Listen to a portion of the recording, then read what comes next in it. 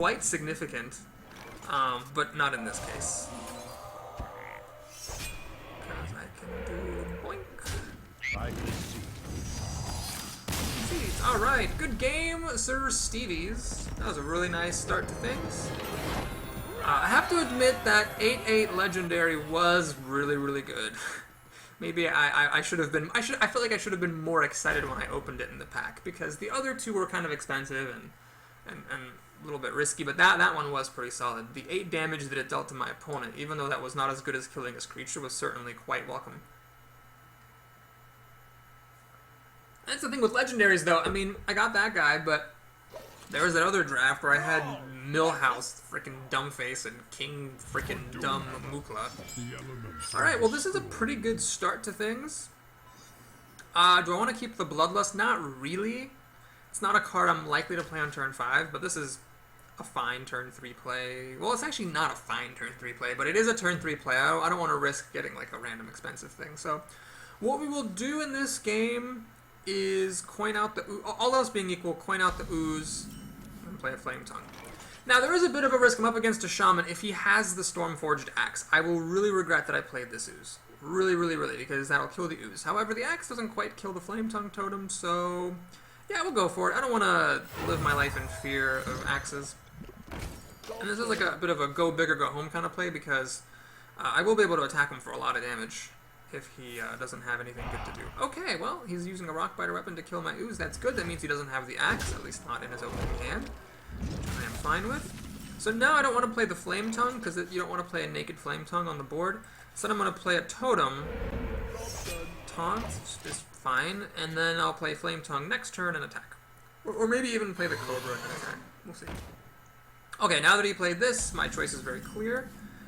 This Flametongue Totem allows my Taunt Totem to trade with his creature, which is something I'm extremely happy with. Now my Flametongue is vulnerable, but still, that's good to trade something that's a freebie for something that is not a freebie.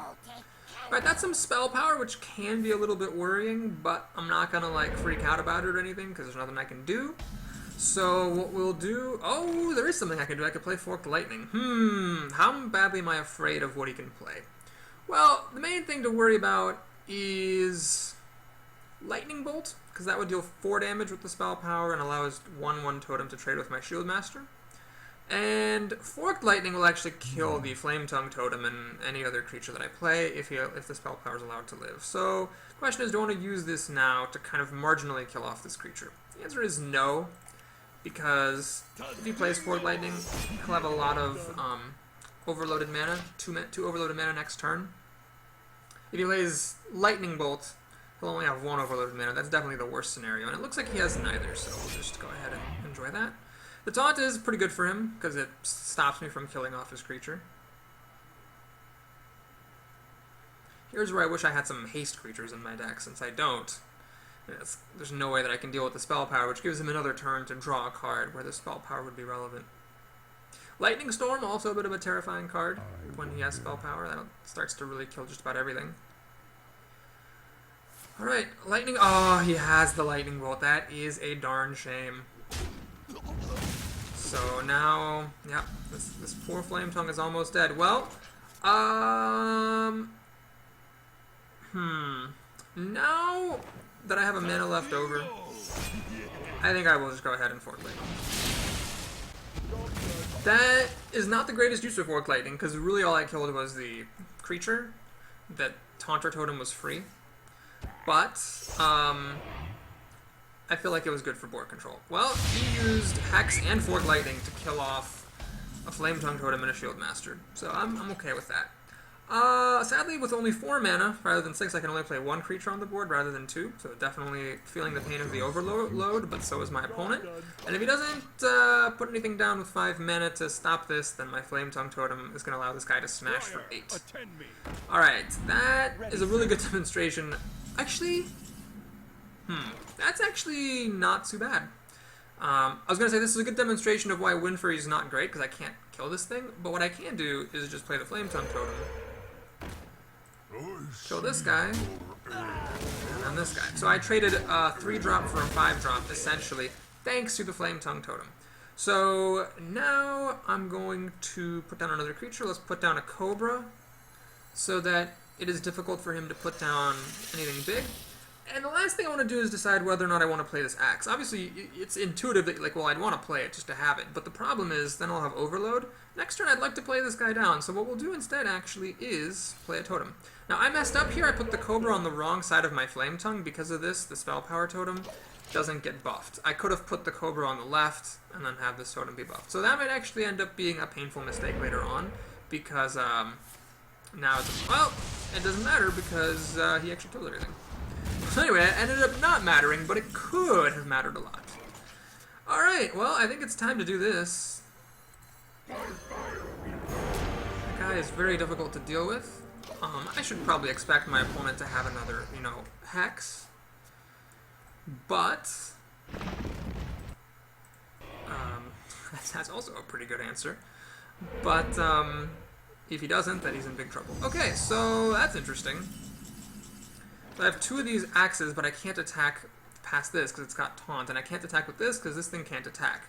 So I'm actually in a little bit of trouble here because I only have a 1 in 4 chance of killing his big dude, and I don't have any way of killing his littler dudes to increase my odds. So this is actually a bit of a dire situation. What I'm going to do is play my totem first to see what I get. That is... I probably would have wanted a taunter there, but let's go ahead and play this thing down. This with 6 power almost takes care of the elemental. And then I am actually going to put down an axe. I have 2 of these, so I might as well start swinging. Now, I can't actually swing into this my opponent just yet because this thing has taunt. That's an incredibly good card.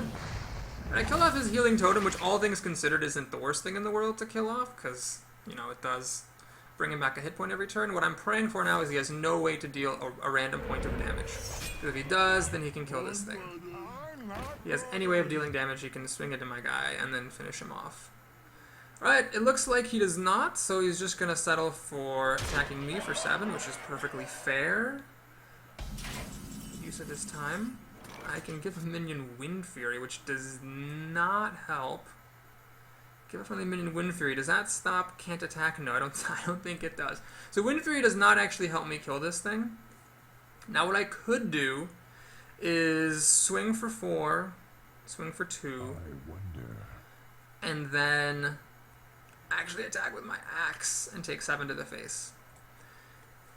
I think actually that's worth it, to be perfectly honest with you, because the longer that that thing sits out there, like next turn, unless I can pull a taunt totem, next turn I'm getting hit for 7 anyway, so might as well do that. Now the question is, do I put this guy down on the board? I can give this guy Wind Fury and knock out his taunt totem before I suicide into this elemental. Yeah, I think that's actually worth it. We'll do that. Feel the power. So give Wind Fury to him. Kill the taunt totem. Kill this. You insist. We're gonna do this. We're gonna do this, which hurts a lot. That's life. Yeah, let's just put as much stuff on the board as we can. And let's attack my opponent. Actually, let's suicide into there so that he can trade with my 3s. Alright, so let's end the turn, see who I hit. Alright, sweet, I hit his spell power minion and the one that dealt damage, so now I'm in a really good position. Unless he has another lightning storm, he is in serious trouble. Now, I've got 4 cards on the... 5 cards, kind of 6 cards on the screen. He has 5-ish. So I'm in pretty decent shape. Alright, Hex is great here. I wish I could kill this Yeti off without 2-for-1-ing. I can hit it and then swing with my axe, take 4 damage. Meh, that seems alright. And then I'll Hex this thing and kill it. That seems like a good play. Alright, so what we'll do is we'll kill off the Taunty Frog. Oh my gosh, I should have done that first and then made the Taunting Frog. Whoops! Okay, well in this case what we're going to do is kill the Spell Power Totem and make a new totem myself. Healing is not the greatest. Actually, the healing totem combos with this stupid Blade Master. Alright, and that's it. Okay, so I messed that up a little bit. I really should have killed the Yeti, but I got lucky and I killed the Yeti anyways. I should have killed the Yeti and then left the frog at the end of combat, being all useless and stupid. Okay, now my opponent is still in trouble, because I have stuff on the board and he does not. Okay, that's a pretty good thing to play right here. What does he get? He gets a 1/1, that's probably alright. Lightning Bolt, kill my creature is very good for him. So he's hanging in there. 3 plus 2 is only 5, so I actually can't even kill this thing. So what I'm going to do is take out his 1/1 to stop any shenanigans. We'll make a totem. It's still not a taunt, which is unfortunate. I'm going to swing at my opponent's head, just because I have another axe. So I might as well play it. And let's go ahead and make this. Alright. Well, I got lucky again. So I've had a mix of good and bad luck with things, and killed off his creature. This guy, okay. I feel really embarrassed that I even, like, hesitated for a second picking it. That should have been a windmill slam. Alright, well played, sir. That one card did sort of win me the game, but whatever, man. Whatever. I drafted that card. I put it in my deck. I get some credit for that, surely. We're up to 2 wins. Let's take a sip of good luck water. And onwards we go into game number 3. Alright, 2 down, 5 to go. Let's see who I'm up against. Warlock. Well, quite a variety of enemies this game. Your soul shall be mine. Alright, this seems totally fine. I can play the Ooze, Totem, Shieldmaster, Hex in case of emergency. I don't think I want to send any of these cards away, for sure. Well, that's great. That is really great. And even used on a totem, this +1/+1 and taunt can be just so backbreaking for the opponent to deal with. Alright, he's got a 2 play. Succubus, that's fine with me actually, because he discards a card. And while the Stormforged Axe does not kill it, the Swamp Ooze does trade. So my opponent is in a very good position if he can kill this with, say, Demon Fire. He's in a not so good position, or if he can play like a Taunter. He's in a not so good position if he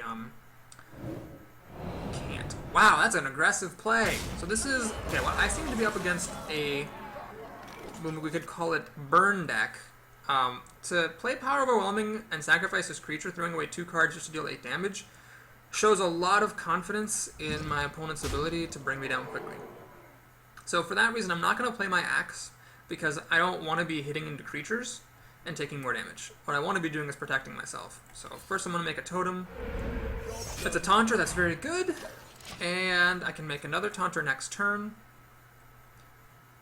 And I'm just going to be trying to ride this one out. I mean, I've got really big card advantage against him already. He's already down to 4 cards. I'm just going to be trying to kill, basically, everything he plays. Alright, clear option here. Even though this does sort of waste the taunt ability on this totem, it allows me to kill off his creature and keep swinging. So I'm going to do that. I'm giving my opponent a lot of respect. I'm not saying that, you know, Power Overwhelming on a Succubus is a bad play. I'm assuming if I'm playing him and he's got 2 wins, that this deck actually works. So it's better to assume your opponents are good than to assume that they are bad. Bring me steel. Alright, the Master Swordsmith has no effect here because my Ooze is trading with that guy anyway. The Axe, I drew both of them and neither is helpful because both of these guys have 3 hit points. I could, of course, Totem an Axe and kill one, but I'd rather put creatures on the board. So what we're going to do instead...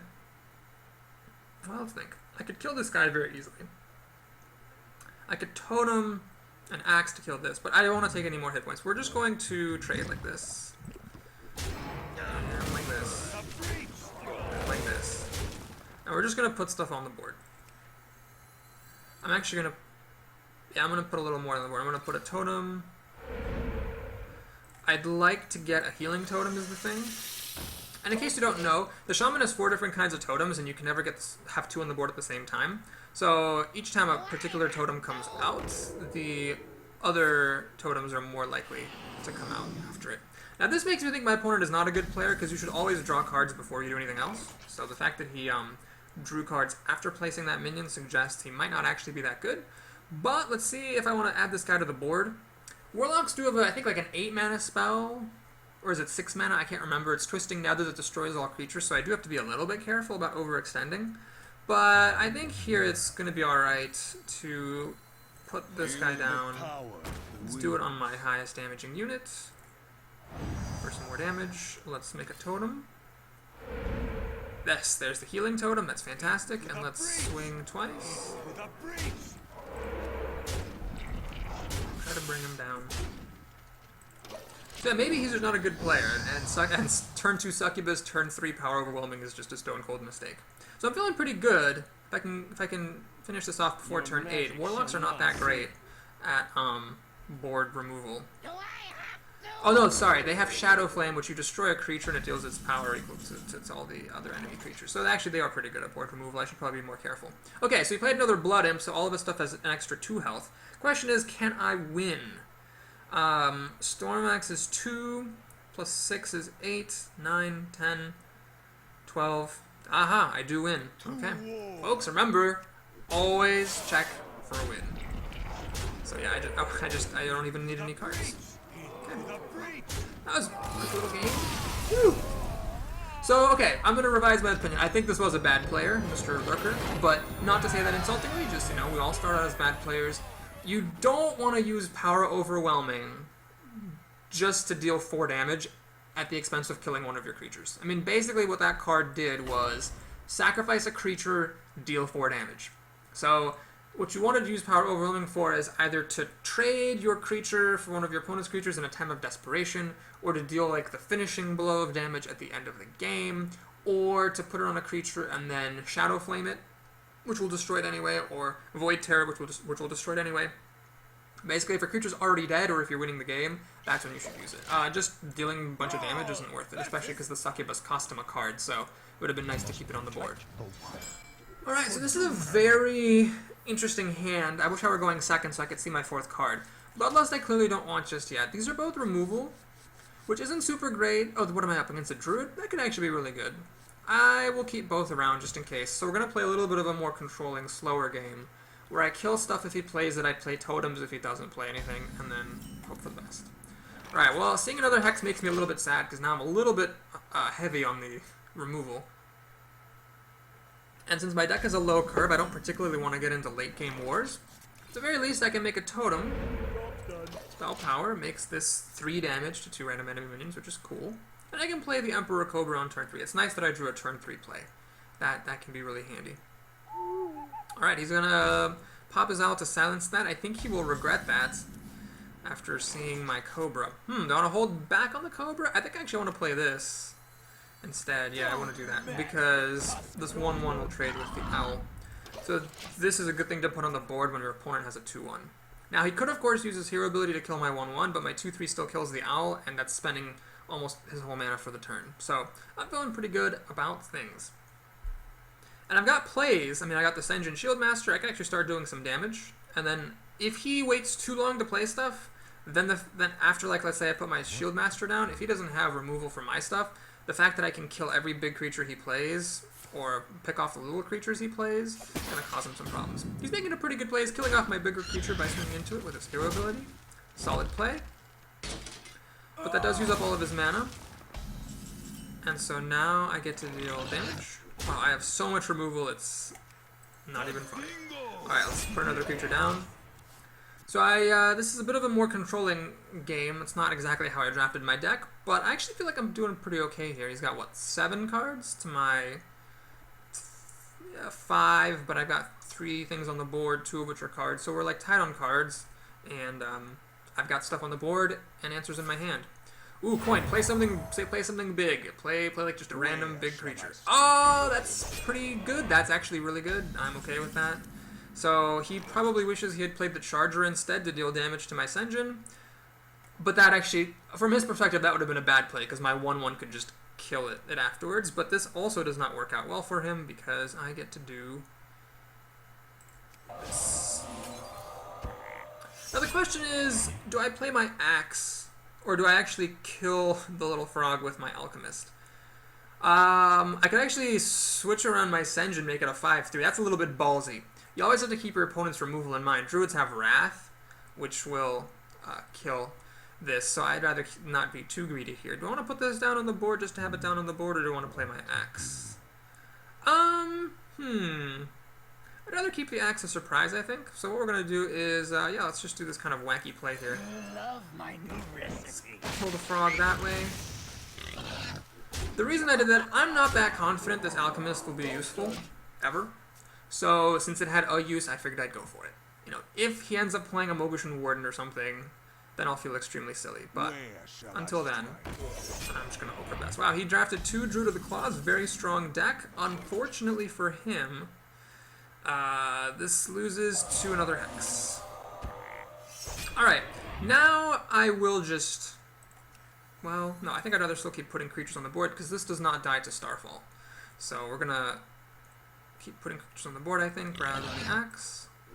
Let's just tickle him some more. Put another creature down.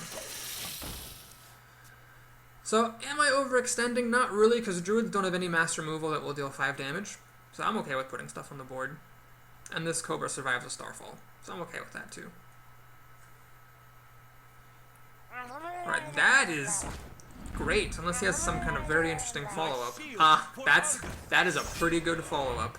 I'm like, why would you play that on turn 6? Okay, this is a pretty good thing to play on turn 8. Let's go ahead and pick off his taunts. Now's a good time to bring out the axe, I think. Yeah, this is a great time to bring out the axe. Oh, I'm not going to play this on turn 8 because of overload. Well, it's fine. I'm okay with that. Let's go ahead and kill... Let's see here. Yeah, we'll do it like this. I'm going to take the extra point of damage. Because what that allows me to do is keep my Cobra alive. And kill off his defender. This. And this. Now, at this point, Starfall does kill my team. But it will keep that Sen'jin alive. And it'll be 5 out of his 7 mana. And his hero ability won't be able to finish Sen'jin off. So if he doesn't have Starfall, he's in extremely sorry shape here. Death Rattle, take control of an enemy minion at random. Well, that's a pretty good play. Especially because I don't have any silences in my deck. So that's kind of a cool thing for him to have. But it will actually be a little bit tricky for him to let that thing die, because none of my stuff deals 5 damage, and I do not care in the slightest about attacking into his stuff. Let's just go ahead and attack him. Wait, let's see. 1, so he's at 15. 3, 6, 8, 10, 12. Yeah, let's just put all the damage on his face. Don't rush me. Elements guide me. Alright, so that was perhaps a little bit of a ballsy play, especially because as a Shaman I can't deal damage to my opponent as with my hero ability, but he is going to have a seriously difficult time stopping me from killing him next turn. Alright, the healing totem is nice, it actually doesn't really make any difference. But let's see what he can do. So his hero ability gives him 1 life. I deal 2 with my axe. I just need to deal 2 more with something. Oh, that's a pretty good answer. That is not a good answer. He's still dead at the moment. Ah. Oh my gosh, he survives by 1 damage. Oh. That is difficult.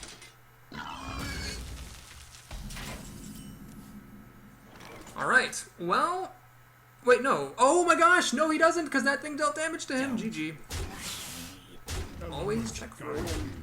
Just barely got him down. So the gamble paid off. Didn't even have to bring out my legendary, and that was just like that. Win number 4. So yeah, he had a slow start that game.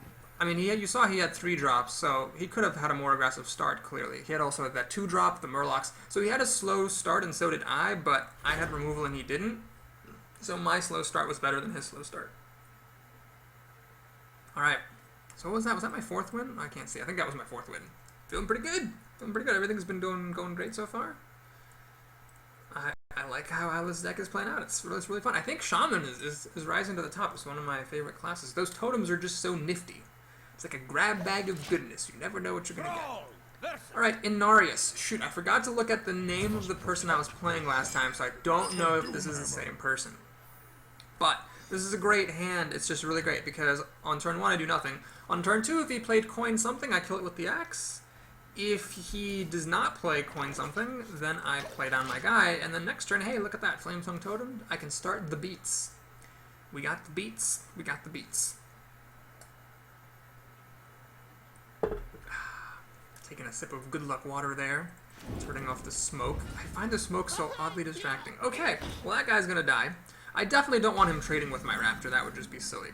And again, if you're not sure about this play, like if you're like, oh, but it takes damage, remember, I'm gonna take damage from this guy anyway, so I might as well hit him.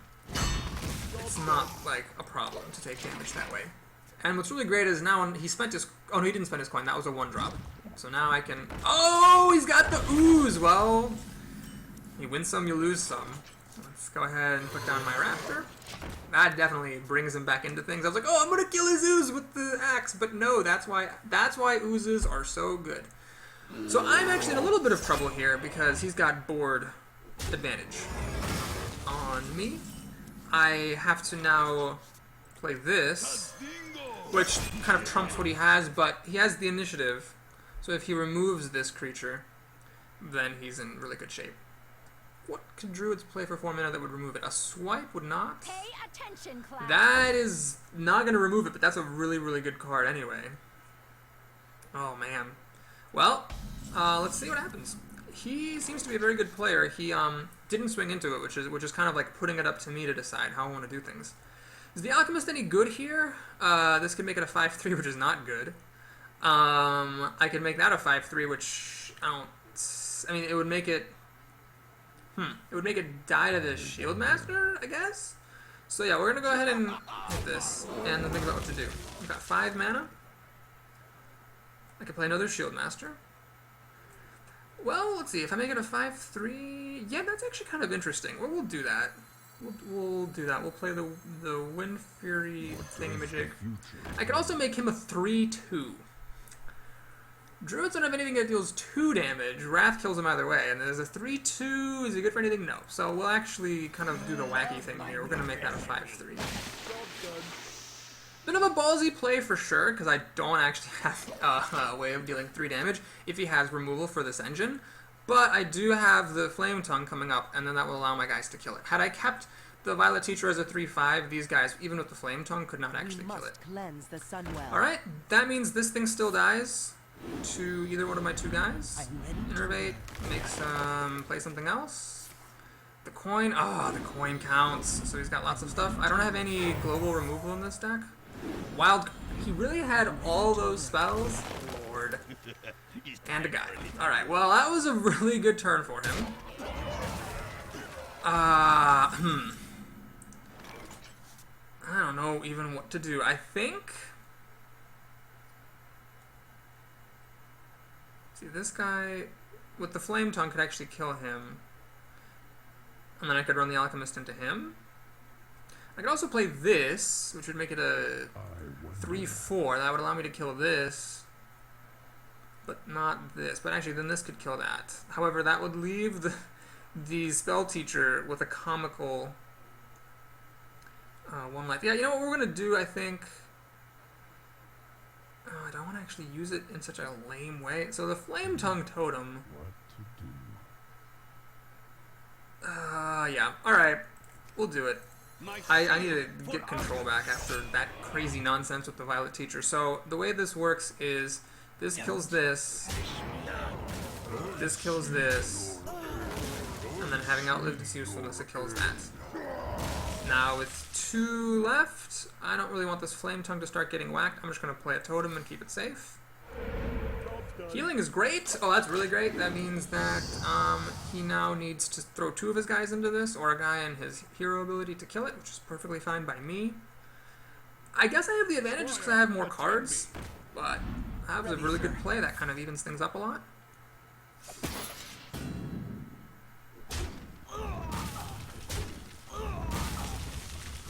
He's going to kill my healing totem, which is very wise of him. Bloodlust! So this is exactly the kind of thing I don't like. This is about Bloodlust. It just doesn't really do it. So let's see. I can play the Flametongue and the Sen'jin to protect it. That seems like a good show. Now the question with the Flametongue is, do I trade for the bigger guy, or do I just kill the littler guy? I think I'm going to get greedy and kill the littler guy, just because if all goes according to plan.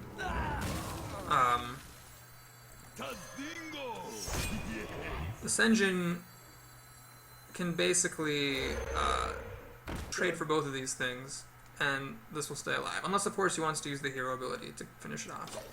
So I'm in a bit of an awkward position because my opponent's drawing cards, and I know that the cards I have, well, one of them will answer one of his cards, but Bloodlust is not great.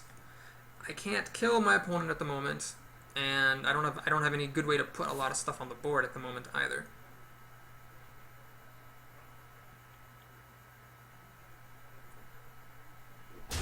Alright, so he's going to trade off. There's the Druid powers being quite good for him. Alright, everything dies. The Beast. Summon a 3/3 Finkel Einhorn for your opponent. Hilarious. Alright, interesting. So do I actually want to try to kill that thing or just hex it? Well, I can't cast this because it's 2 minions. I don't want to take 10 damage for the hope of someday killing it. So this Bloodlust, I could deal 3 damage to it, but that's not enough to kill it. So yeah, it is going to get hexed. Seems like a fine use of my time. And tragically, I don't have any creatures to play. So we're just going to have to hope for the best. My opponent, I would say, has an advantage here because I know it's in my hand and it's not good. So it's going to be trouble if he gets any kind of good card. Give me a quest. That's actually not the end of the world. Mark of Nature. Plus 4 and taunt. Alright. Alright. So he's got a 3/7. Not sure what the point of that was.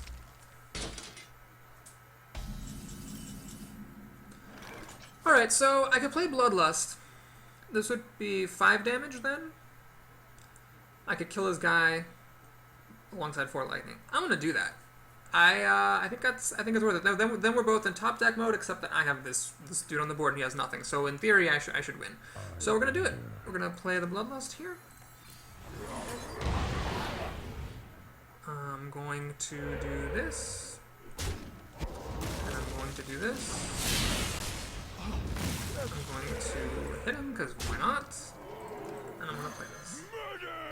So we're both in top deck mode. He has the initiative because he gets to play first, essentially. But I have stuff on the board. These are 2 genuine creatures. And I can put more stuff on the board with my totems, which can make a difference. Wrath's pretty good, actually, because my Flametongue Totem by itself isn't great. So we are back to even Stevens here. It's just top deck mode for both of us. Let's see what happens. I think I favor my chances just because the Flametongue is great. Giving this Wind Fury is hilariously pointless. But giving that Wind Fury is also terrible because it dies to the Druid hero power. Alright, I'm actually going to keep my guy in reserve. It's a little bit risky because having a 3/3 on the board is good. Actually, you know what? I'm just going to play this. Screw it. I'm just going to play it. It's a waste of the power, but I would rather put her on the board and waste the power than keep it in my hand. It's still a 5/3, and it makes him use his hero ability on this guy instead of whittling down my Flametongue Totem. Where shall I strike? Wow, that's a really good card. Alright, so now I'm in really big trouble, because that 4/4 beats my 3/3. Oh, that was a really good card. Didn't he already play 2 of those, or was that the last Druid I was up against? Man. Alright, that is not the best top deck. Let's hope I get a Taunter Totem. I didn't. Since he's going to kill my creature, I'm just going to play that. A 1/1 would have been fine as well. Actually, no, his hero ability could kill the 1/1. Well, alright, he out-top tagged me with this, and now I'm in serious trouble. But I've got a lot of good stuff. I've still got an Ogre in there. I've got that 8/8 craziness. If he stops drawing good stuff, I'll be fine. That is terrible. Oh, that is so terrible. I can't even kill it. That is really terrible. Oh my goodness. I am now suddenly in grave trouble. He needs to get some really bad top decks for me to catch up from his getting amazing top decks. But this is actually pretty solid. Because at least it theoretically can take care of that thing. I don't see any reason to suicide. Let's make him do that decision if he wants. That's it for me. My extremely important spell, Power Totem, gets healed up. He needs to have gotten a bad top deck here, or else I'm going to fall perilously behind. This is encouraging. It suggests he has no way to deal with the Cobra. And indeed he doesn't.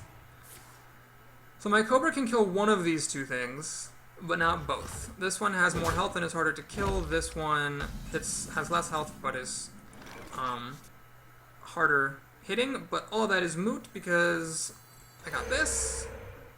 So I can waste my useless totem for this guy. I can kill this guy, that's totally fine. I wish there was a way to place the totem such that that would all work, but there wasn't, because I want to keep the healing totem. Let's do that. He well played me for my top deck. Alright, so now I am kind of in the lead again. We'll see what he top decked now. He's drawn... Oh, we actually have drawn about the same amount of cards this game, so... I still have my 8/8, I still have my Ogre. I've got good stuff here. Wrath, oh that's fantastic. And he's wrathing my healing totem, which is... Oh, he wanted to draw a card, I see. So he's going to probably finish it off with his hero power. That card draw is actually really good for him. Swipe. Oh my god! Well, now he's definitely ahead. This is going to save me from what he played last turn. But it does not put me ahead. That gives me a life. Ah, wow, so he wraths into Gnomish Inventor into Swipe. Bah! Get in there and fight! Alright, that is totally irrelevant. He forgot that my guy has stealth, it seems, maybe? Alright. He's gonna whack me for one. Okay, so, see what I get first. Frost Shock, deal 1 damage and freeze it. Yeah, I'll kill a guy, sure. Let's trade. So he is ahead because I basically spent my whole turn doing that. So he basically gets, you know, the first top deck in this war. But he caught up against me before. I might be able to catch up against him now. That is fantastic because this thing is horrible. So I'm really happy to see that. It plus his hero ability will be able to kill my healing totem next turn, but it puts me back in the driver's seat. Alright, that's perfect.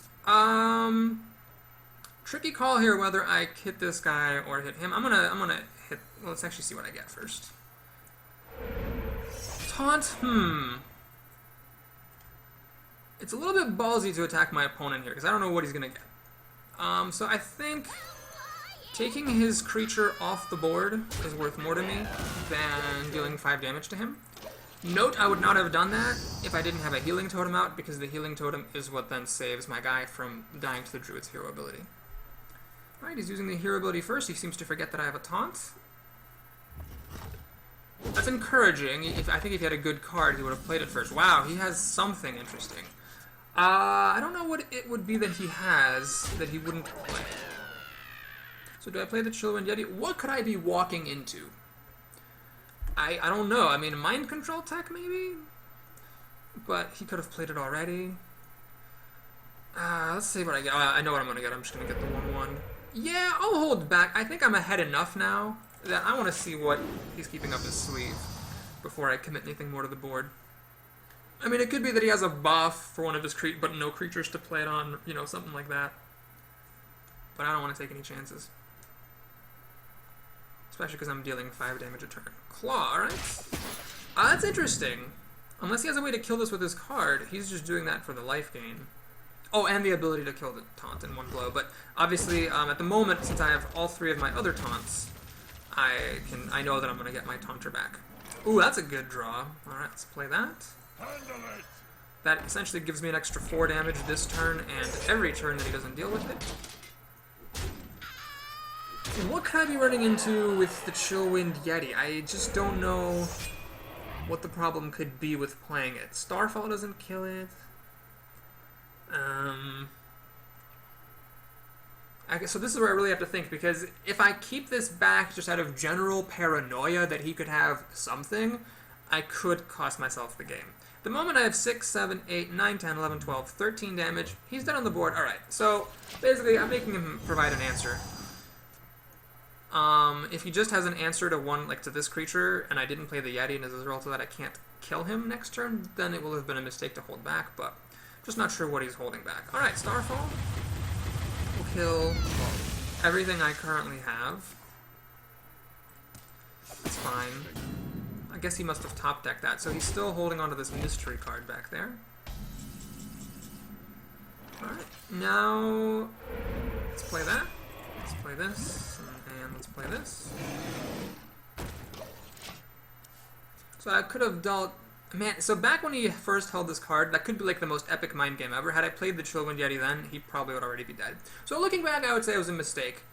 I couldn't think of anything that he would have that would make it a mistake to play the Yeti, so I probably should have just played the Yeti. Alright, so I really hope to get my healing totem back, otherwise my taunt totem will die. That's unfortunate.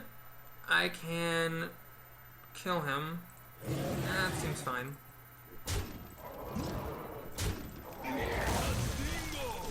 Alright. So he can finish off my taunt totem. I know I've still got my ogre in here. And I know I've still got that 8-8 in here. I mean, that 8-8 would just end the game if he doesn't put any creatures on the board. So, it's getting down to the point where I'm pretty much getting to be guaranteed to draw something really, really good. Starfire kills my Shieldmaster and draws a card. I'm okay with that. I've been holding on to this random thing for a long time. I can't imagine what it might be. Got another card to play? Ooh, that's very good to see. Here's where I wish I were a mage or somebody who could deal a point of damage to that. Let's see if I can get another taunter. Nope, got the healing one. Actually, that's fine. That lets me survive this attack. Right, let's play this. It survives Starfall. Ready, sir. My Yeti heals up to where he'd have to use his hero ability and the Sergeant to kill him. I have no idea what he's holding in his hand. I wish you could chat in this game to be like, what is that card? I just want to know for the sake of my sanity. He's got an answer. He is dealing 2 damage and killing it. Fair enough. If that's all he does, I'm really happy because I can then kill this guy and actually live with my Yeti.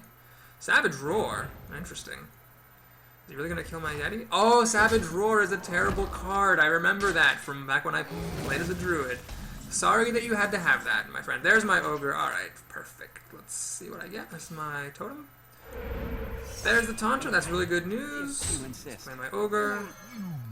Alright, I can't even think what 2 cards a druid could have that would allow him to win in this situation. Especially considering I still have not drawn my 8-8. Well, that's one of them. I never did draw a silence, or draft a silence card, but he's gonna die to fatigue before he kills me. Hex! Oh, I still have those. Sorry about this, bud. If you insist. Do I hit him or do I hit his guy? Let's just hit him. Alright. He has to kill my ogre or play a taunt. Well played. And he's also fatigued, so yeah. Well, that was a very protracted game. Ooh, ouch. Novice Engineer to fatigue, kill yourself for the win. That was, I have to give you style, Inarius. Thank you for letting us see that beautiful thing. Alright, there we go. He's dead. Alright, it's great. So what do I think of that game? Well, obviously any game where you go into top deck mode is a game where you have to give yourself credit for getting lucky. But at the same time, unless I don't remember, I'm pretty sure that I didn't play my 8-8 in that game. Pretty sure I didn't. Or am I getting my druid games confused? I'm pretty sure I didn't, so that was coming and that was going to win anyway, so it was totally fine. And he did get ahead of me in the top deck war, but then I got lucky and got ahead of him. He had a few too many 1-drops in his deck, is what I would tentatively say. You can't really criticize anyone... Let me first take a sip of good luck water here. It's difficult to criticize people you meet in the arena for the quality of their deck, because it's possible that they just didn't have any good options at a given moment. But I'm inclined to tentatively say that druid drafted too many 1-drops. He had that gnome or the leper at the beginning, then he had like 2 abusive sergeants. Those are just not good cards because they die to hero powers and they don't have an impact later in the game.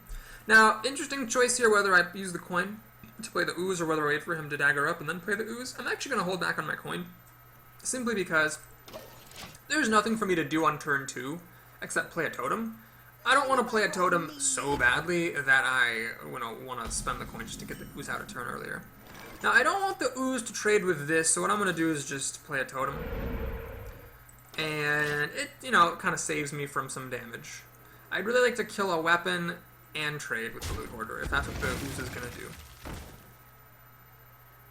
Alright, so he's still not using his dagger, that's fine by me. I think now is a good time to use the coin then. Because this card holds up really well against these cards. He's going to have to throw both of them into my Shieldmaster and dagger up in order to kill it, barring, of course, removal, which rogues have in spades.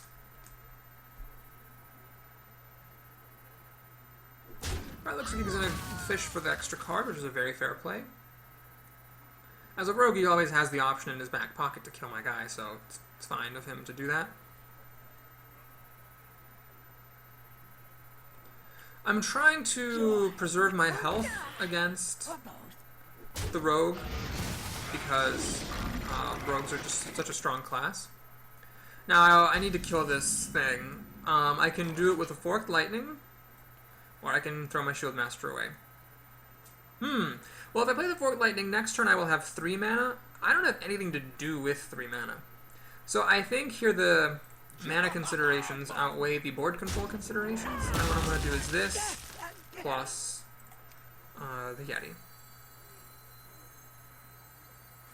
Yeah, I'll play the Shieldmasta a little bit later.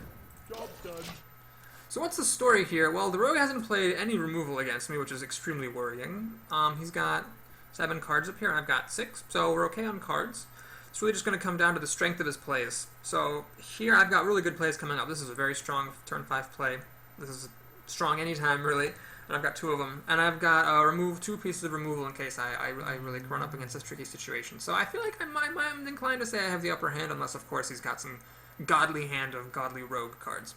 Anytime when you're on turn 5 against a rogue and you're still at max life, you've got to be feeling pretty good, because the rogue's strength is really cheap and effective removal, and that sort of has the biggest potential to swing the game early on when he overruns you. I feel like if you're not overrun by a rogue, you've got a decent chance of beating it in the end.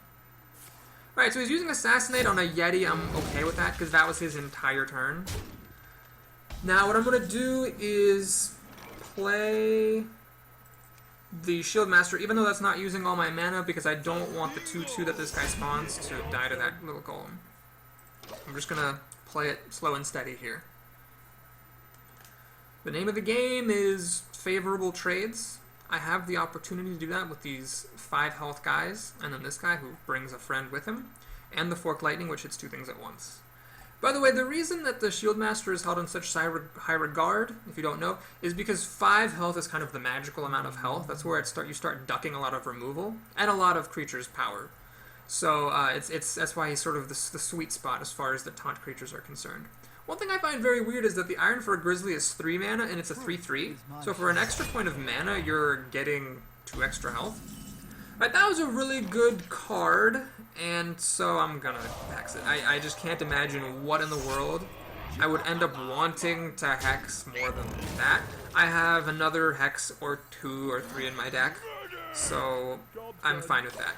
I mean, basically, I'm kind of trading the benefit of a guaranteed really, really good thing to get rid of for the drawback of maybe my opponent plays something later that I wish even more that I could have hexed. Alright, let's see what he does with 7 mana.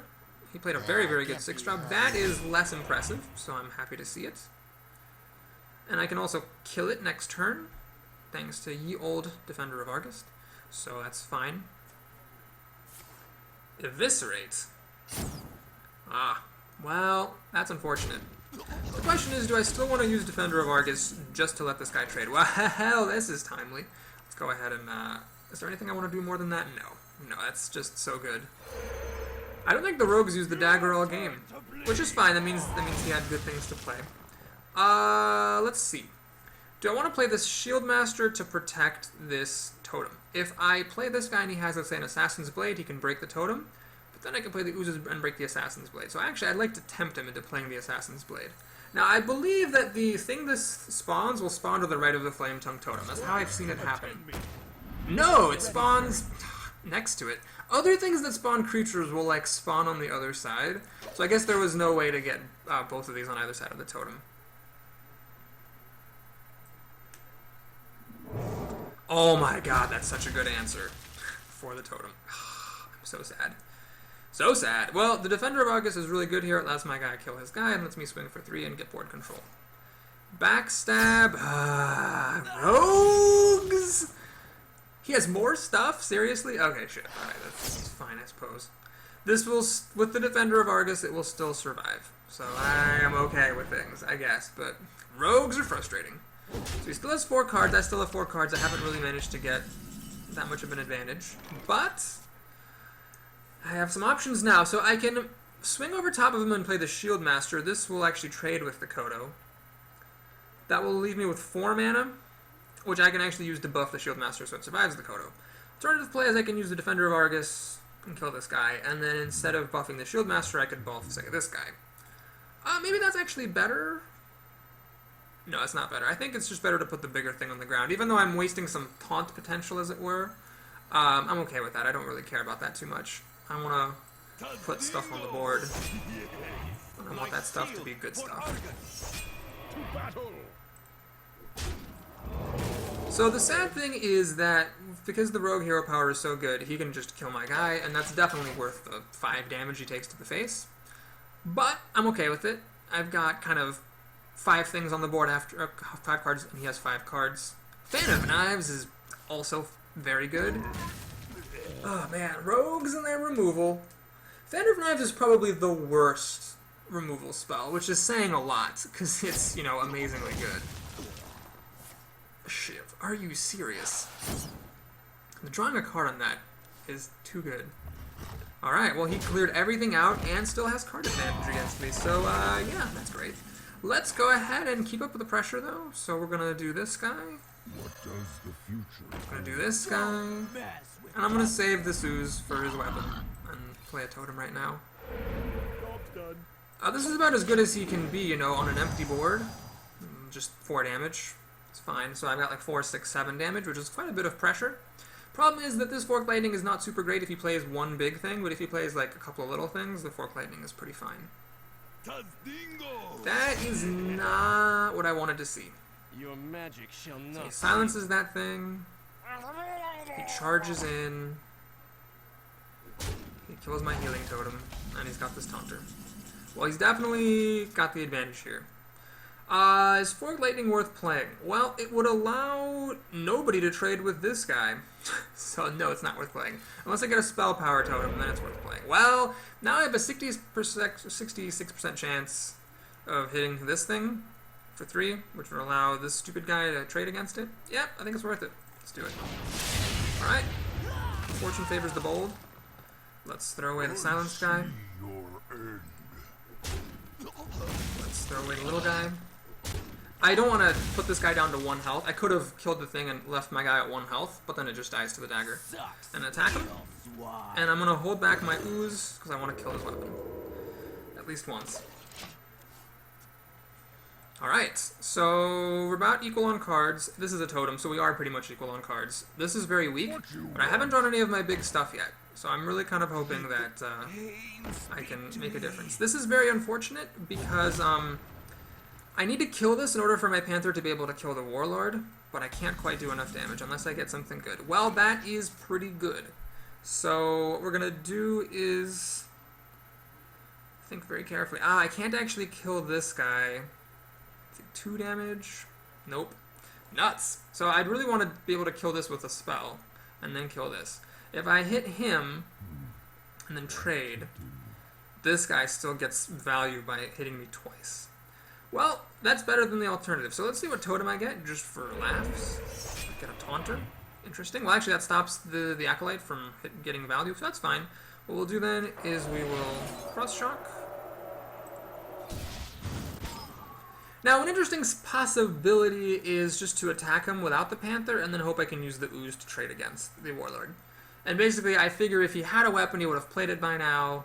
So, if he, I don't want to hold this Ooze back, you know, on the off chance that he top decks a weapon. Plus, I have another Ooze. So yeah, that's what we're gonna do. We're gonna hide behind this Taunter totem, deal some damage to my opponent, play this thing down, and try to use it to trade a little bit more efficiently with that Warlord. I just realized I made a terrible mistake because he can play more creatures, and the Warlord will get bigger. Oops. Yeah, that was a very foolish play.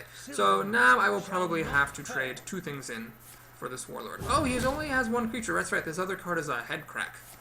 Yes, I had forgotten. Okay, so that's good. I can still trade the Panther in for the Warlord. I can still use my Ooze to kill his Acolyte, and everything is alright with the world, except for the fact that he has a 3/3 with Divine Shield, which is actually quite irritating. Alright, let's do it, though. Well, actually, an alternative plan is to... Well, first let me Totem, see what I get. 1/1 is actually decent for popping the shield, I won't complain. Let's think. If I kill his Acolyte... Oh, that's right. The way that health works is if a creature dies, he's actually not going to drop in health. He just... buffing sort of heals you, so I just have to do this. If I want to do it at all. We're going to kill this Acolyte, let him get the card, because he's going to get the card anyway. We're going to do this. And we're going to make him pay 2 mana if he wants to put his weapon back.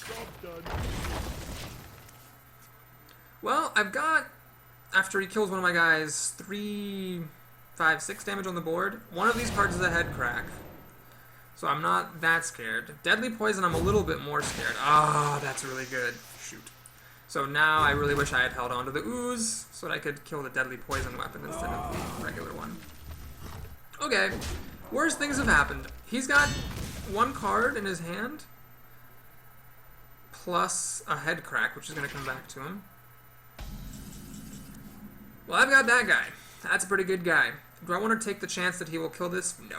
I'm just going to take the safe road home here. Hope for a Taunting Totem or a Healing Totem, which I have a 66% chance. I got Healing. Fantastic. Let's hope he played out all of his Assassinates. One of his cards is head crack, and he's going to top deck another one. Oh my god, could I have won there? No, because if I hadn't killed the creature, he might have just... This guy might have hit the creature, I forgot. Oh, the rogue gives up. He had no answer to my legendary. Alright. I have to back off a little bit on my high horse of legendaries. Legendaries can be the most amazing cards in the game. It's just that if I had a choice between like a common pick and a legendary pick, I would take a common pick because a lot of times legendaries are just going to be not that great, and I feel like there are more bad ones than there are amazing ones. Well, I'm up to 6 wins and 0 losses, which is where everybody wants to be in the arena. You've got so much leeway here. I'm still going to be playing at my best because I just want to make sure that I get the 7 wins as soon as possible. I want to win. I'm so excited to get to 7 wins. I just want to get there as soon as I can. And let's see who I'm up against. Only 1 rogue in this arena. Any arena in which you have fought against a single rogue is a happy arena, I think.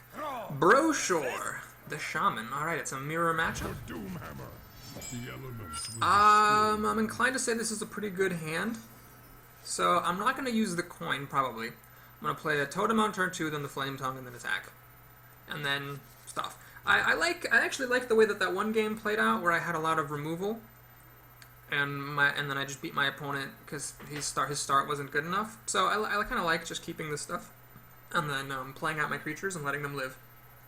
This has been a really good demonstration, by the way, of the Shieldmaster being so good. That 5 health and the 3 power lets him kill a lot of stuff while surviving a lot of stuff. So it makes it so that if your opponent, say, don't want to use the coin for this overload. No, if your opponent. If you and your opponent both are having a slow start and not playing that many cards, the Shieldmaster just really slows your opponent down so much that you will win the control battle. Now, I didn't want to play the Stormforged Axe there because I didn't want to deal with the overload, but I want to point out, in the interest of full disclosure, that one possibility when you're a Shaman, if you have the Flametongue in your hand, is to coin Totem and then play the Flametongue and attack. I don't want to play that aggressively, though, so I'm okay with taking things at a slower pace. We both flipped Taunt Totems. Mine will kill his if he does not play something else. Oh my gosh, we have identical starts, but the fact that he is the first to play is actually really significant because, it makes me fall behind. Now, luckily, I drew this guy, which is shockingly good right here, because that kills his Flametongue Totem. And what I will do now is think about whether I want to be aggressive. So if I were to be aggressive, I could play the coin on the axe. This would put me in position to kill the totem next turn. But then I basically have to pay a mana in overload, which is the exact same thing I get from just holding on to the... No, it's not the exact same thing I get because I can use this 1 mana right here. So I could have 3 mana next turn. Or I could have 4 mana plus the coin. Oh, so it actually is. It's the same amount of mana, so there's no reason to make that decision now. I could play the Flametongue. I don't see any reason to do that just yet. So yeah, we're just going to pass the turn. Okay, that Alchemist was actually really good right there. It's about as good as the Alchemist can get. Let's see if my opponent has a good play. We have the exact same deck, except he doesn't have the Alchemist, it seems. Alright, he has another Flametongue Totem. So he is outdrawing me a little bit here. I perhaps should have been more aggressive. I didn't think he'd have, like, such a good continuation. Okay, so I could go Overload Crazy, Fork Lightning, Stormforged Axe, kill the Flametongue Totem.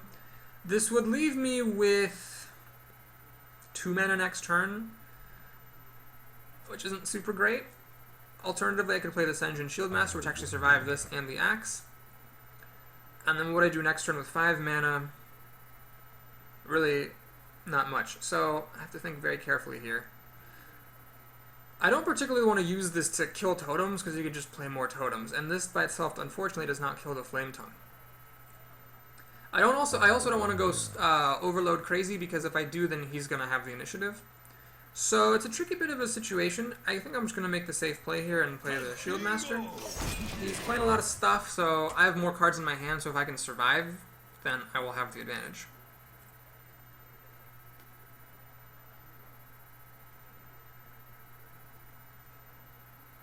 What I'm hoping is for him to play a real creature. I can kill his totem, and then Fork Lightning will deal damage to the Flametongue and to the real creature, rather than to the Flametongue and a freebie totem. He has the exact same deck and drew like the exact same cards. Alright, that's pretty good. So the totem still dies, but he now kills off my Shieldmaster, so he's definitely going for a very aggressive play here, trying to get board control and wipe me out before I have a chance to react. Tragically, Fork Lightning without spell power does not kill his board. I have a 1 in 4 chance of getting a spell power totem, which I might as well take, because otherwise this Panther can still trade with his Flametongue Totem next turn. So I'm okay with taking that risk. And I actually got it. Well, I'll definitely do this then. One must be very angry, but I will say, good players get lucky more often than bad players, because good players give themselves more opportunity to get lucky. So I gave myself a chance to get lucky there, and it played out. Let's pay 3 mana, use the coin finally to put some stuff on the board. This is pretty axe-proof. You don't really want to waste your axe on this boar, and it doesn't kill the hunter. Next turn, with 4 mana, I can play a variety of things, probably the Flametongue and the Panther, all else being equal. Obviously, if he plays like a Earth Elemental or something stupid, then I can hex it. Give me a quest. Alright, Questing Adventurer, all depends on what he follows it up with.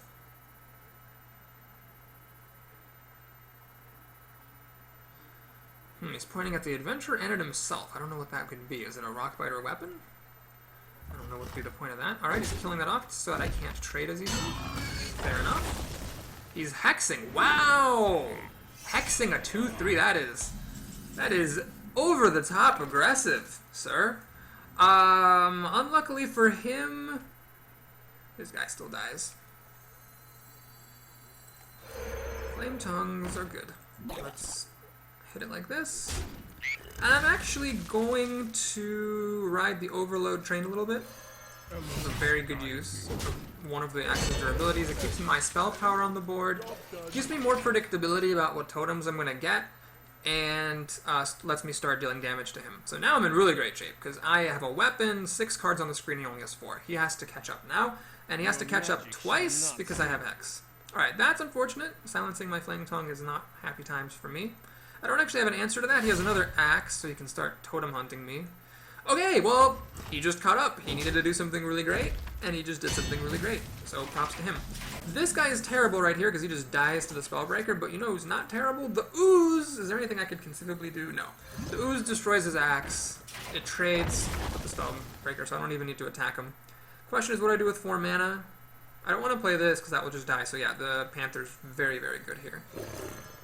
I think it's worth it to put the Panther down rather than putting out a totem. The reason being that I want this 4 power on the board in case he plays something big that I want to trade up into. Let's do a quick calculation. I can deal... That guy's stealth, dude.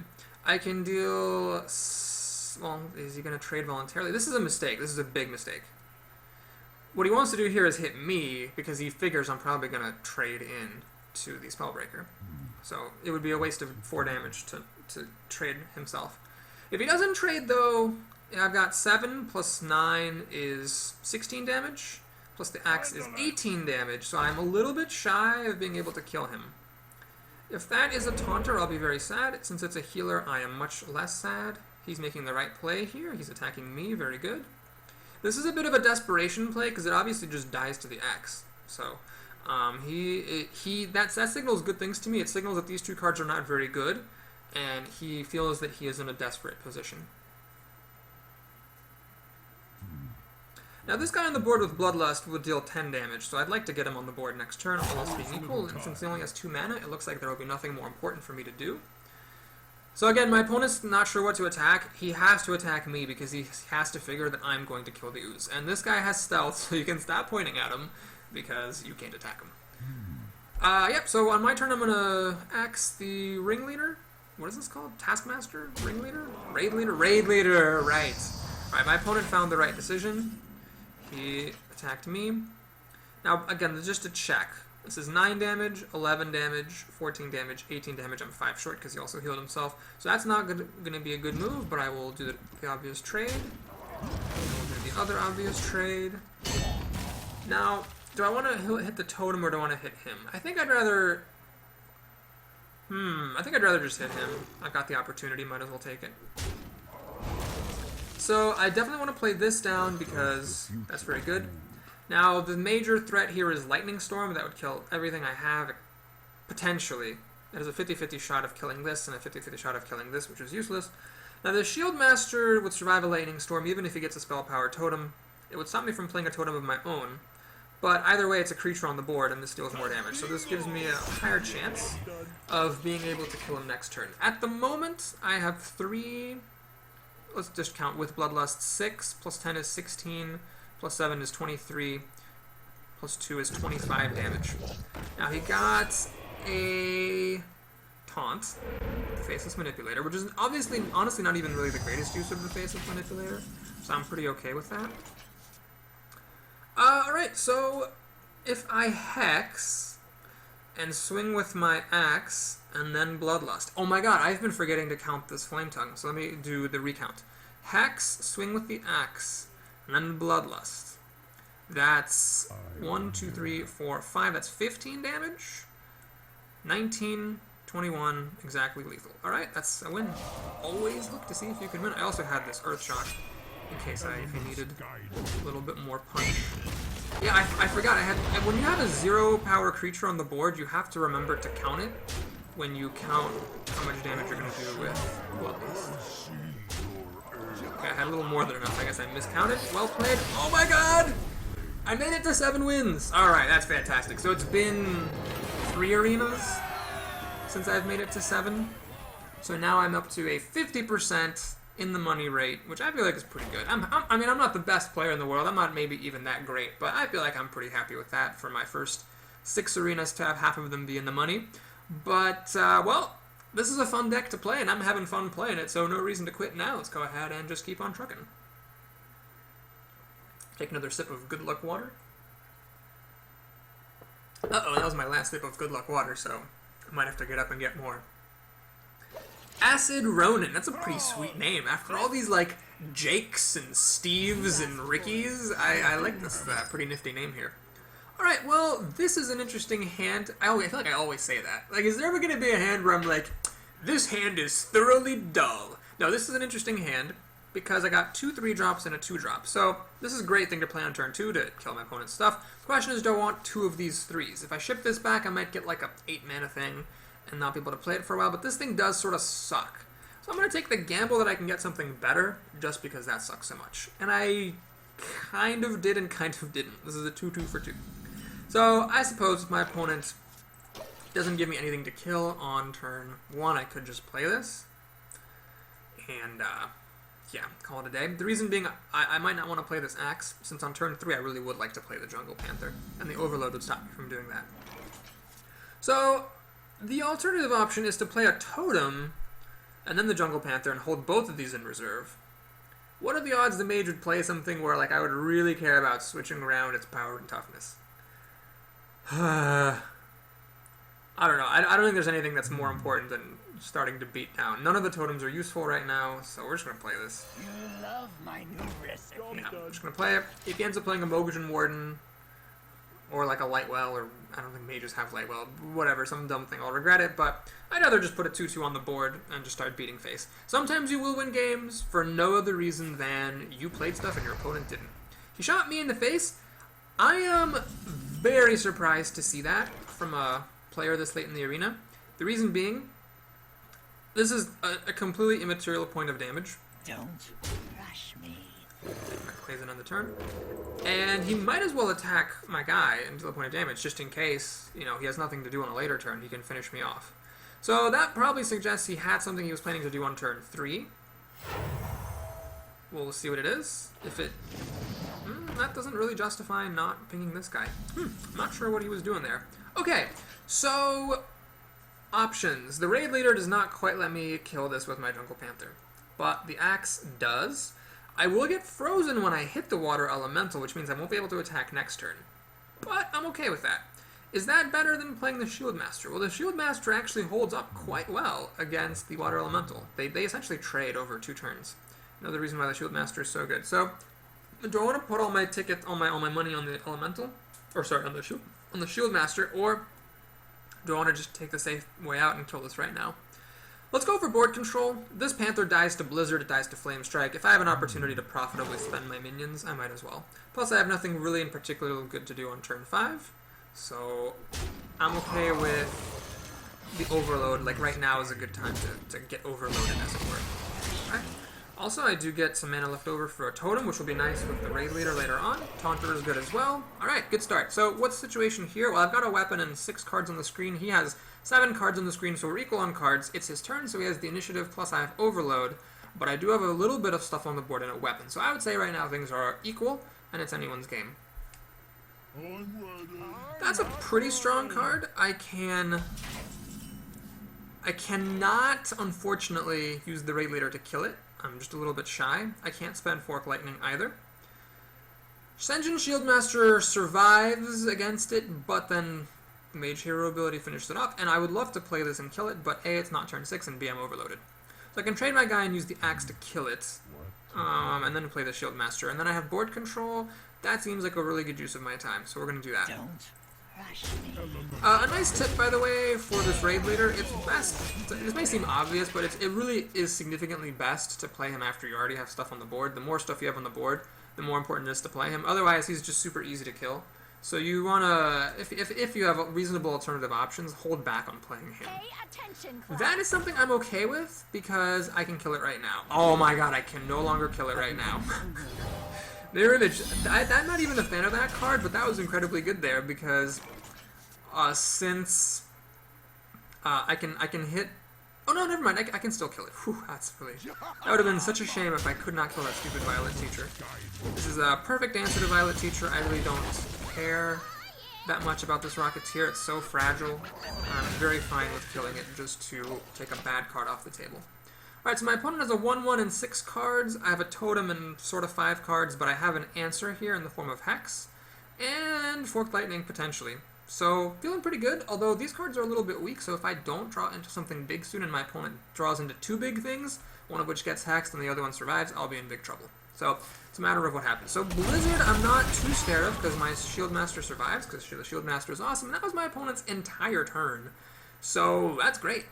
I am thrilled to see that. We can put some stuff on the board. This is a pretty good thing to put on the board.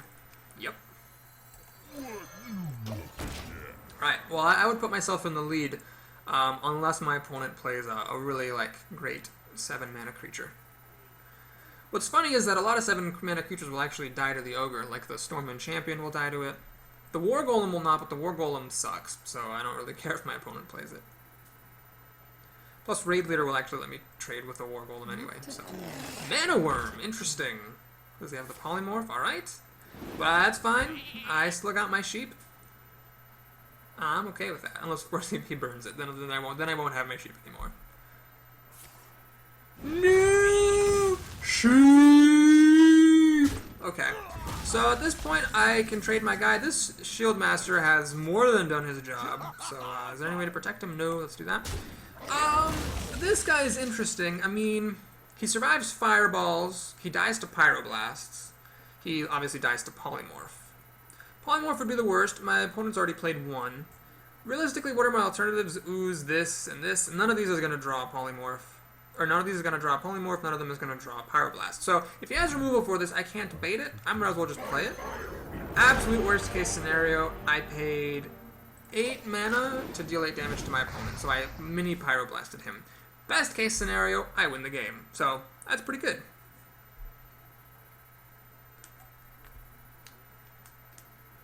Alright, he's thinking, which suggests he doesn't have removal. You would think that if he had like a polymorph, that would be the first thing he would do. That's really good. So now he's deciding what's the best way to deal with the situation, or what's the least bad way.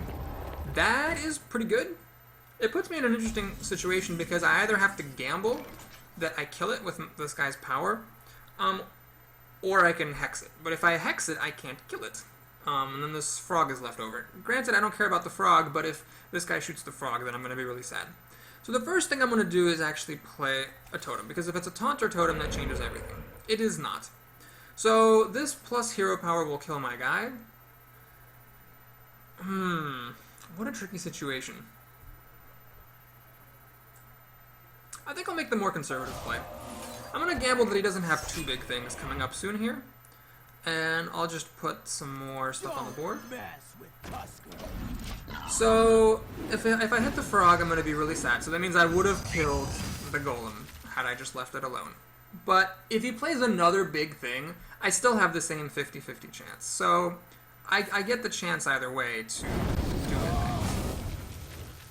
Alright, he kills off a bunch of totems and some little stuff. I don't really care about that. I don't care about this, especially if it dies. Yeah, let's just go ahead and put more stuff on the table. Healing Totem is good. I actually like the ability to heal this. Makes it just a little bit more likely that he'll be able to kill it if that guy doesn't die. Let's put this down. And let's keep my raid leader in reserve. Put my Ooze down. Alright, that just went like all the way bad. Exactly how I didn't want to. But my opponent is down to 10. I'm going to deal 7, 8, 9, 10. Actually, I'm going to deal 7, 8, 9, 10 if he does not kill these creatures. That is free and scary, but I don't care about it. That does not stop him from dying, so he needs a taunter or something with the remainder of his 7 mana. That doesn't taunt. Oh my god, I have a chance of winning, and that doesn't taunt. Well, that's the game. Whew. Sorry, I'm afraid your Pyroblast is a little bit too weak. Plus, it's about to get healed. Actually, it didn't matter what he Pyroblasted. He was screwed anyway. So this is a pretty good raid leader, and it shows just how important it is to hold these guys back. Because if I hadn't held it back, he could have killed it. Alright, just enough to kill him. Well played. Nicely done. Acid Ronin, I love your name. And I'm up to 8-0, so feeling really great here. The thing I really like about being 8-0 is that if you win, you're 9-0, and that's just obviously great. But even if you lose, again, 8 wins tends to pay out more gold than 9 wins. Because you lose the possibility of getting an extra pack. I believe, I'm not sure, don't quote me on it, but I believe you either lose or significantly reduce the probability of getting an extra pack, and so that's another prize that might be gold instead. So I don't care even if I lose 3 games, although this has been such a fun arena, it would be kind of cool to just end it and have my first 9-0, and keep this video shorter for you fine folks who are somehow sitting through this entire thing. Let's see who my opponent is. Honestly, in this arena, this is one of those arenas that just like makes you wonder how you ever lose in the arena. It's like, hey, my deck wasn't even that great. I didn't really have any hard games. There was that one against the Druid that went to fatigue, but I had the advantage when the top decking started, so really no hard games, and everything's just been like a smooth ride. I guess this deck isn't great, but it has a couple of really great cards. Or maybe really just the 8-8 for 8, which is increasingly proving itself to be something that's ridiculous. But that's part of the arena, you know. I'm sure that mage, maybe he didn't draft a legendary, so maybe he's going to go like 8-3 instead of 9-0, but he's still going to be in the money. Skill, in the long run, will always put you in the money. Alright, well, apparently I am such a daunting opponent that Hearthstone cannot find a mortal brave enough to face me. We'll see if that changes soon.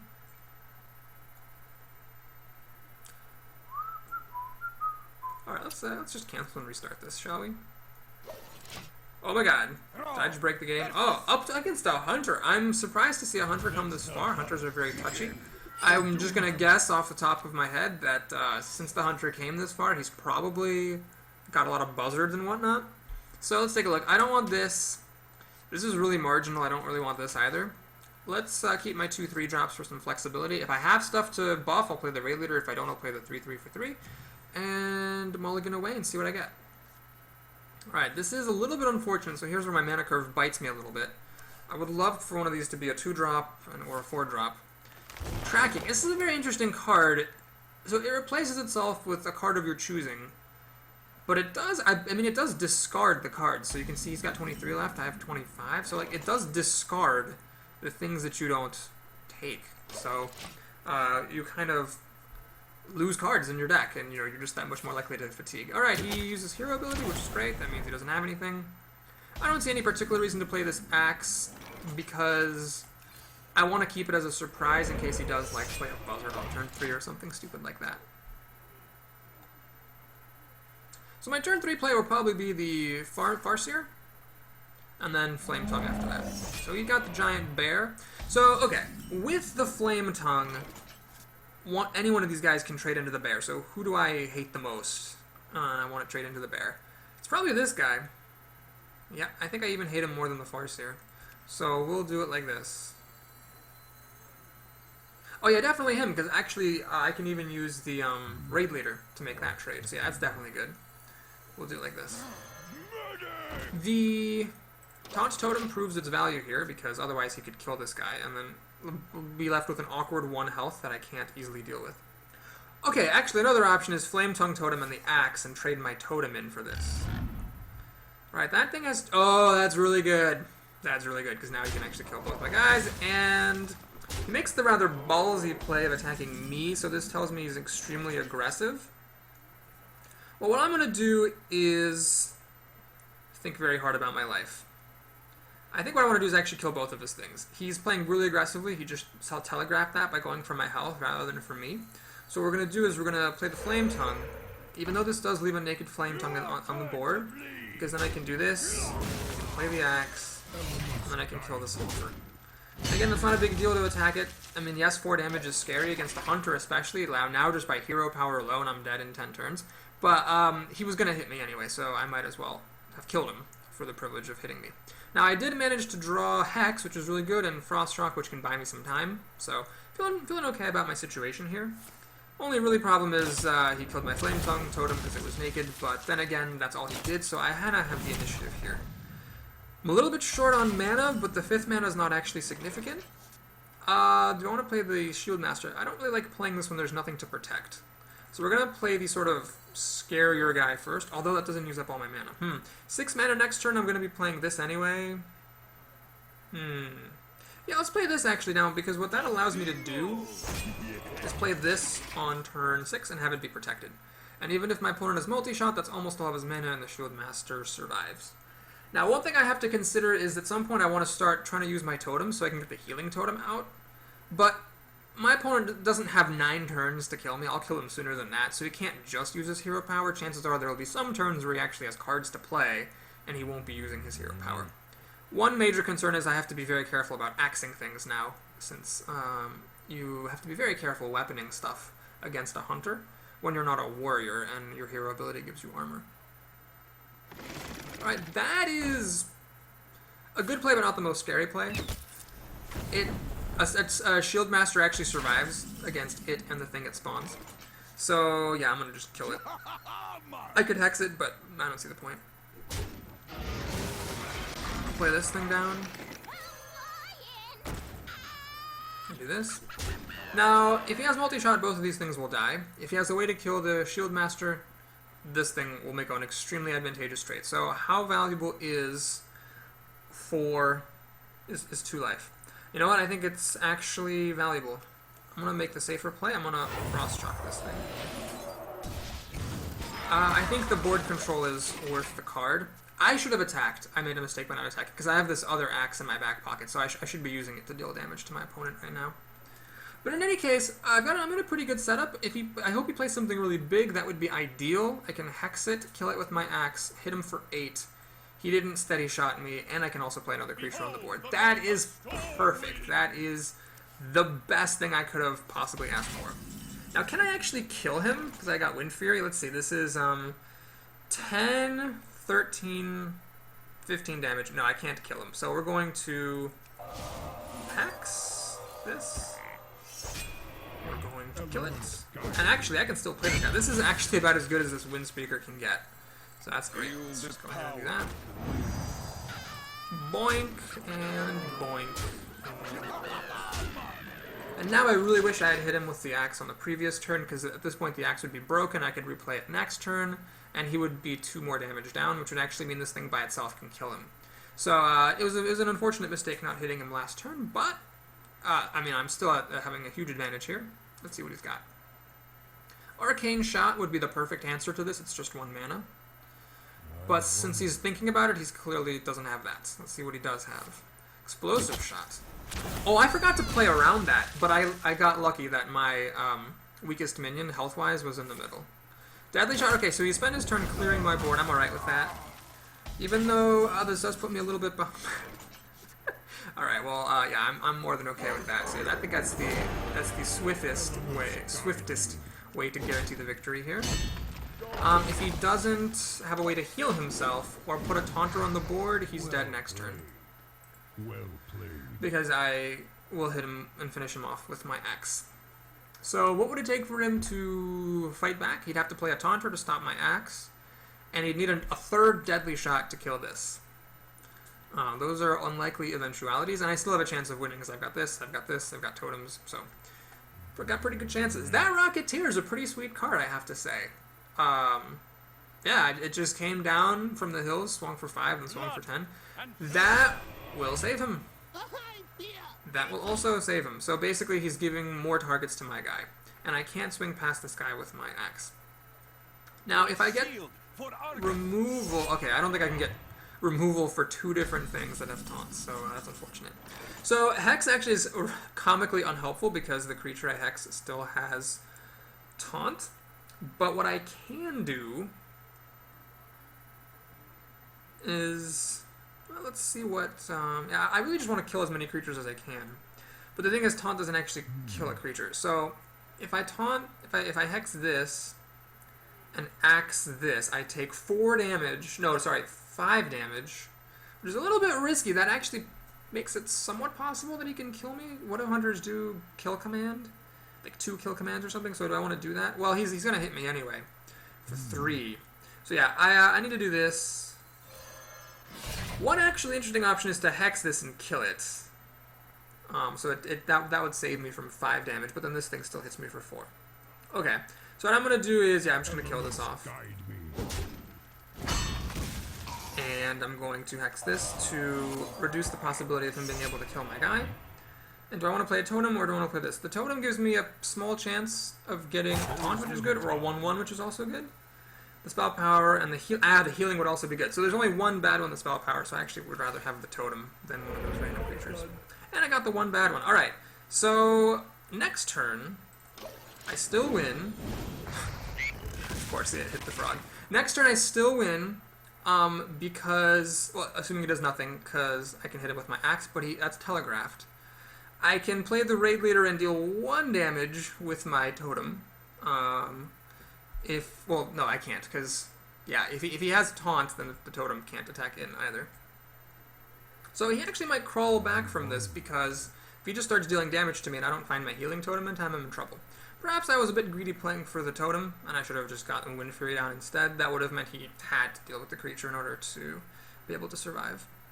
So the question is, does he have taunt? He's thinking, so he doesn't have a great answer, but he's not conceding. Oh, he is conceding. Alright, well played, sir. And that is my first 9-0. I see lots of posts on Reddit that are like, I got a 9-0, and here's my absolutely dirt shitty reward. like 2 dust and 150 gold. So let's see what I get for my first 9-0. If I'm going to be posting on Reddit about how bad the prize was, or if I'm going to be super excited because I just got like trillions of dollars. Let's go ahead and see. Alright, here's my pack. 150, there's my arena entry fee. Dust. More dust. I made 40 gold. Alright. Now, in defense of Blizzard, you know, dust is kind of useful. I mean, for those quests that are like win 2 games with insert class you never actually play as here, it's nice to have dust so you can craft some of the more important common cards that you don't have because you haven't been buying that many packs. So that's alright. I don't mind having dust, but it would have been nice to get a little bit more gold there. Alright, so my rares and my last one, these are all fine. The rare is a young priestess. Alright, well, thank you so much for joining me for another romp through the arena. I hope that you enjoyed it. If you did, please like and or subscribe to my YouTube channel, and if you'd like, you can also follow me on Twitch. Thank you so much for watching, and I'll see you next time.